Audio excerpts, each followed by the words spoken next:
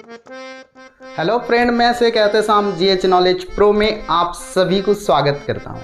तो आज हम आलोचना करेंगे क्लास 9 उड़ीसा का कोर्स जो है थर्ड लैंग्वेज हिंदी क्लास 9 का फर्स्ट चैप्टर जो है अनमोल वाणी अनमोल मोती, उसका कबीर दास के दोहे के विषय में आलोचना करेंगे। तो कबीर दास का क्लास 9 देखना, दो ही दोहा है इसमें, इस दोनों दोहे को याद रख लेना।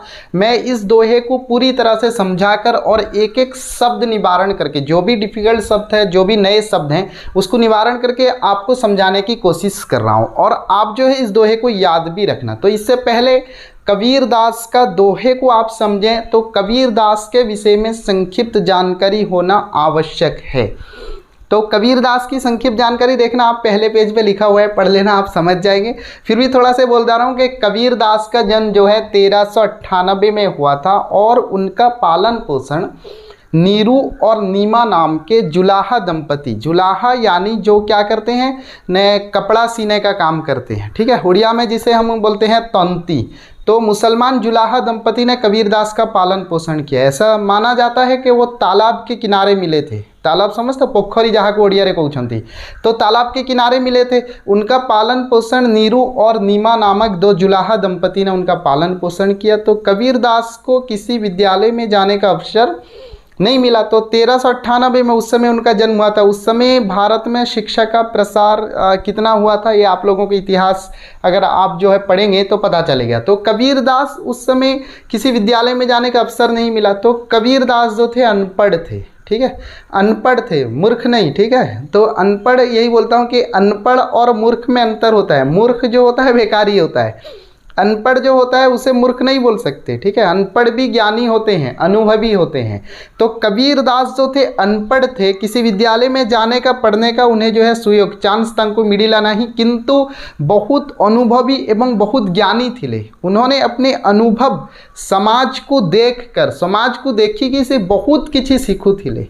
और जो समाज में उस समय बुराइयां थी, सेते बड़े समाज रे जहाँ किसी खराब प्रथा कुप्रथा चालू थिला, जमीती जातिभेद, ठीक है, अंधविश्वास, बाह्य आडंबर, हाँ, ये सारी चीज़ों का कबीर दास क्या करते थे, विरोध करते थे। ये सबू जिनसर कबीर दास विरोध करुले एवं से नैतिकता उपर बेसी ध्यान देउथिले कि जो काम करना है हम वो काम करें, दूसरों की सहायता करें, दूसरों की मदद करें। ये सारी चीज़ में कबीर दास जो है क्या है, ये सारी चीज़ में ध्यान दे रहे थे। लेकिन वो बाह्य आडंबर, मूर्ति पूजा, ऐसे कर्मकांड जिसमें आंतरिक भाव ना हो, अंधविश्वास, कुप्रथा, छुआछूत, भेदभाव आदि का कबीर दास विरोध करते थे, ठीक है। तो कबीर दास के दोहे के विषय में आज पढ़ेंगे। तो इससे पहले मैं बोल दूं, अब तक अगर चैनल को सब्सक्राइब नहीं किया है अभी सब्सक्राइब करें और बेल आइकन हिट करें, बेल आइकन प्रेस करके ऑल नोटिफिकेशन पे क्लिक करें, नेक्स्ट वीडियो का नोटिफिकेशन आप तक पहुंच सकेगा। तो कबीर दास का ये दो दोहा है। तो आप बोलेंगे कि कबीर दास तो पढ़े लिखे नहीं थे, अनपढ़ थे, से पाठ पढ़ी नथिले, कौन सी विद्यालय जीवार सुजोग मिलू नथिला, तो अनपढ़ आदमी दोहा कैसे लिख दिया, ठीक है। ये सवाल आता है मन में, मैं बताता हूँ कैसे लिख दिया। अरे वीडियो को लाइक कर दें जरूर, लाइक करने से मेरा कॉन्फिडेंस बढ़ता है और आपके लिए नए वीडियो फिर से लाने के लिए मैं तैयार होता हूँ। तो वीडियो को लाइक जरूर करें, वीडियो की भावनाओं में खो ना जाएं। आपको जो भी समझ में ना आए मुझे कमेंट बॉक्स पे पूछ सकते हैं, मैं जरूर रिप्लाई करता हूँ कमेंट बॉक्स पे। तो देखिए, कबीर दास अनपढ़ थे, ज्ञानी और अनुभवी थे। वो समाज में देखते थे, जिते बड़े कौन सी जिनस देखुले खराब जिनस, सेते बड़े किछि ना किछि कहि दउथिले तार सुधार पई। तो उनके शिष्य जो थे, तांकर शिष्य माने ताकू सुनुथिले एवं लिखि दउथिले। और उन्होंने बीजक नाम के ग्रंथ पे, याद रखना बीजक, उनके ग्रंथ का नाम है बीजक। तो बीजक नाम के ग्रंथ पे ये सारे दोहे को संकलित किया गया। किए लिखिले कबीर दास ने, कबीर दास कहिले तांको शिष्य माने ताको लिखिले। और आज जो है हम दोहा पढ़ रहे हैं। देखिए, एक आदमी जो अनपढ़ था उसके दोहे को आज पढ़ रहे हैं, इसे बोलते हैं करिश्मा। तो चमत्कार अपने जीवन में होने का मत सोचिए, खुद ऐसे बनिए कि चमत्कार बन जाइए, ठीक है, चमत्कार होने का मत सोचिए। तो कबीर दास इतने ज्ञानी और अनुभवी थे जिसका दोहा आज पढ़ेंगे हम, ठीक है। तो दोहा देखिए, मैं पहले इसके शब्द को बता रहा हूँ और शब्द के अर्थ को बताऊंगा, फिर उसके बाद उसका निष्कर्ष यानी समाज में इसका क्या प्रभाव पड़ेगा, हमें क्या सीख लेना चाहिए, उस चीज़ को बताऊंगा। तो वीडियो के साथ लास्ट तक जुड़े रहें। देखिए, पहला, मनीषा जन्म दुर्लभ है देहा ना बारंबार, तरुबरी थे फल झड़ी पड़िए बहुरी ना लगे डार। और दूसरा दोहा है सोना सज्जन साधु जन टूटे जुरे 100 बार दुर्जन कुंभ कुम्हार के अके धके दरार।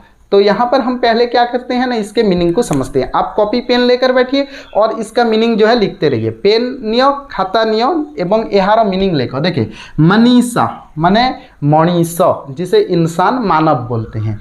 जन्म जन्म, दुर्लभ जो आसानी से नहीं मिलता, जहाँ अति माने जहाँ सहजरे मिले नहीं, मनीषा जन्म दुर्लभ। देह देह माने शरीर, ये जो बदन है ना शरीर, इसका सबका मीनिंग लिखें। बारंबार माने बार बार, पुनर्बार क्या बोलते हैं उसको, फिणी तरे एकाधिक बार, इसे बोलते हैं बारंबार। तरवर, तरवर का अर्थ क्या है ने पेड़, ठीक है, दरख्त, पेड़ जहाँ को ओडिया रे कहउछंती गच्छ। तरवर से फल, झड़ी झड़ी जीवा, पड़िया झड़ी पड़िला। बहुरी फिर से, पुनः जहाँ को ओडिया रे कहउछंती पुनर्बार। ना लगे डार, डार माने कौन अच्छी, उसकी टहनी, तारो शाखा, तारो डालो, ठीक है। उसके बाद देखते हैं दूसरा दोहा, सोना सज्जन साधु जन। सज्जन माने सोना जानते हैं आप, गोल्ड 24 कैरेट का। सोना सज्जन साधु जन, सज्जन माने अच्छा इंसान, ठीक है, अच्छा इंसान। सोना सज्जन, साधु आप जानते हैं मुनि ऋषि साधु, जन टूटे जुरे सवा, टूटी माने टूटना, जहाँ को ओडिया रे कहते भांगी जीवा, भांगी जीवा। जुरे जुड़ना फिर से, ठीक है, ऐसे जैसे ये टूटना रहा ये जुड़ना, नहीं ये एग्जाम्पल गलत है, ये तो इसका क्या है, इसको ऐसे तोड़ देंगे फिर अगर जोड़ सकते हैं उसे जुड़ना बोलते हैं। तो टूटे जुड़े 100 बार, 100 बार माने 100 थर, 100 मरतबा, 99 फिर जो है 100। दुर्जन कुंभ कुम्हार के, दुर्जन मीन्स कौन अच्छी ने खराब व्यक्ति। कुंभ यानी कुंभ जानते हो, मटका, ये देखो कुंभ दिखता है, ठीक है, कुंभ कुम्हार के, कुम्हार माने जो बनाता है छोटी छोटी चीज़, ठीक है, आप इमेज पे देख सकते हैं। अक्के धक्के दरार, अक्के माने एक धक्का, ठीक है, धक्का, ठीक है, मारना नहीं। अक्के धक्के दरार, दरार माने दरार माने जिसे उड़िया में बोलते हैं क्या बोले उसे, अब देखना कभी कभी दीवार में जो है दरार हो जाती है, भूकंप हल्का सा हो दीवार फटी जीवा, ठीक है जी, उसे बोलते हैं दरार, ठीक है। आप मीनिंग सब लिख दिए, चलिए हम दोहे को समझते हैं। तो कबीरदास बोलते हैं, कबीरदास को देखें आप, देखिए पहले कबीरदास को, ये सुंदर सा मुखड़ा है कबीरदास का, जो अनपढ़ होते हुए वो भी इतने ज्ञानी और अनुभवी थे जिसको आज हम अपने कोर्स पे पढ़ रहे हैं। तो ये रहा प्यारा सा मुखड़ा कबीरदास का। तो चलिए समझते हैं दोहे को कबीरदास का। मनीषा जन्म दुर्लभ है देहाना बारंबार, मनीषा जन्म दुर्लभ, ये मीनिंग बता दिया हूँ।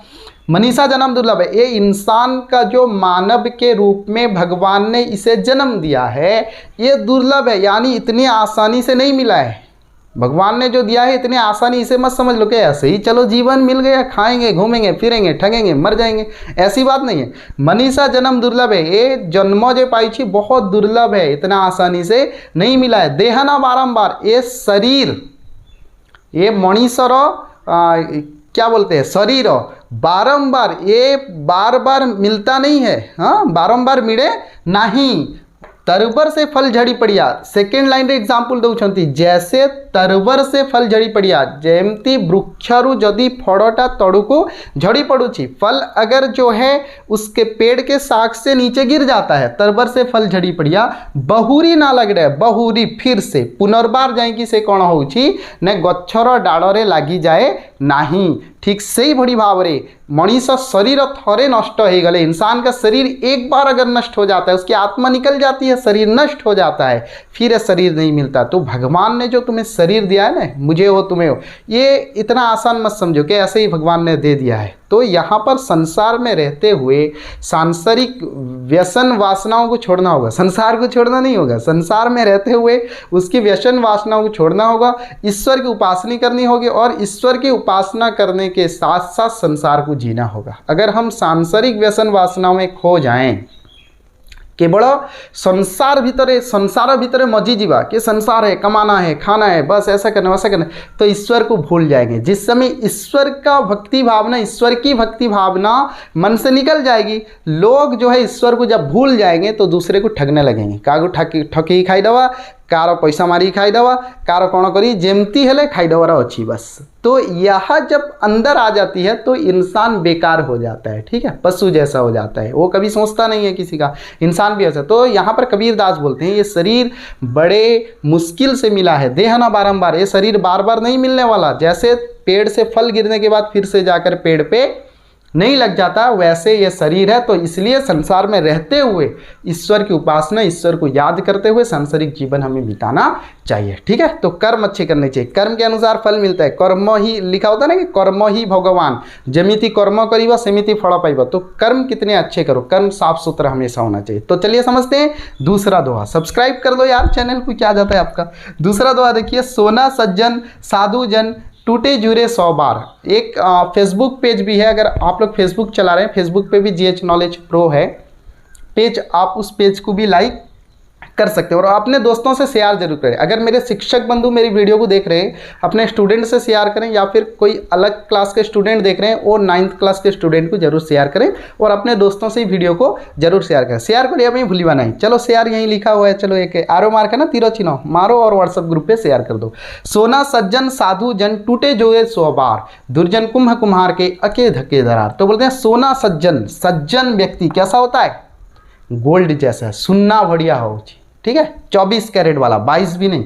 सोना सज्जन साधु जन, ये जो साधु जन होते हैं, साधु लोग और सज्जन भला लोग कैसे होते हैं, सोना। सोने का एग्जाम्पल कबीरदास क्यों दिए हैं, बोलते हैं टूटे जुरे 100 बार, अगर टूट जाता है, सुना सुना पिंधु जो ना, एक कान में नाक में आभूषण जो पहनते हैं ना, हाँ, हाथ में रिंग, ये नहीं है, गोल्ड नहीं है, सिल्वर है, तो ऐसे हम पहनते हैं, आभूषण पहनते हैं सोने के। तो कबीरदास बोलते हैं कि सज्जन और साधु, साधु लोग एवं भल मनीष केमिति थांती, सुना बढ़िया, टूटे जुरे 100 बार, जदि से 100 खंड विखंडित हो गले भी, ऐसे रिंग है ना, ये समझ लो, मान लो गोल्ड का है, ठीक है, मानने में आप कह जाता है, तो इसे अगर तोड़ दें हम, टूट जाए, फिर इसे हम क्या करते हैं ना, बनिए को देते हैं, वो फिर से क्या करता है ना, जोड़ देता है, फिर से बना देता है। रिंग पे नहीं है, रिंग अगर टूट गया फिर बन जाता है सोने का चीज।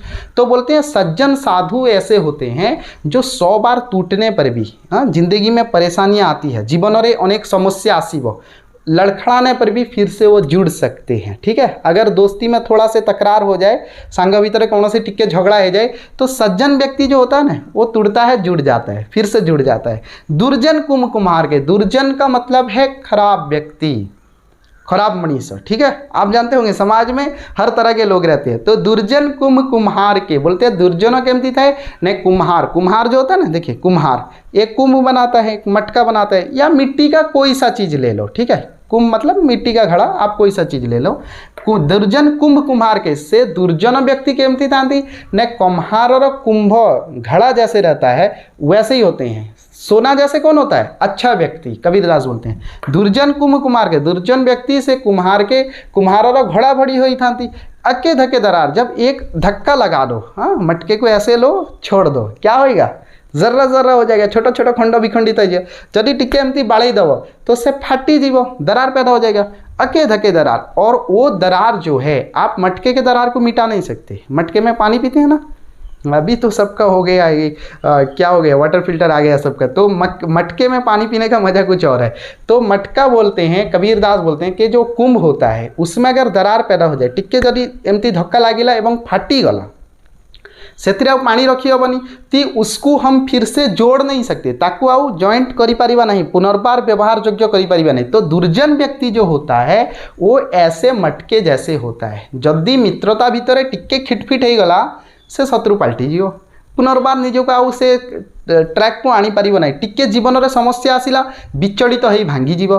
तो यहाँ पर कबीरदास बोलते हैं हमें सज्जन साधुजन और सोने की तरह होना चाहिए। जो जितनी समस्या आए जिंदगी, अरे समस्या आती है, किसकी ज़िंदगी में समस्या नहीं आती। बोलते हैं कि समस्या से जो लड़ सकता है वही सच्चा इंसान बनता है, वही जो है अटल जो रहता है। अटल रहा जो अपनी पथ पर लाख मुसीबत आने में, हम पढ़ते थे एक छोटी सी कविता थी, खड़ा हिमालय बता रहा है डरो ना आंधी पानी से, उस पर एक लाइन था कि अटल रहा जो अपने पथ पर लाख मुसीबत आने में, मिली सफलता जग में उस उसको जीने में मर जाने में, कि जो अपने पथ पर अटल रहता है, निज जीवन पथरे जे विचलित तो नहीं कि अटल रहता है, उसको ही क्या है कामयाबी मिलती है। और परेशानी समस्या समस्तों का जीवन भीतरे आसित है। तो परेशानी लाख आए डरने से, डर जाने से क्या होगा, हाँ जीने की तरकीब निकालो, मर जाने से क्या होगा।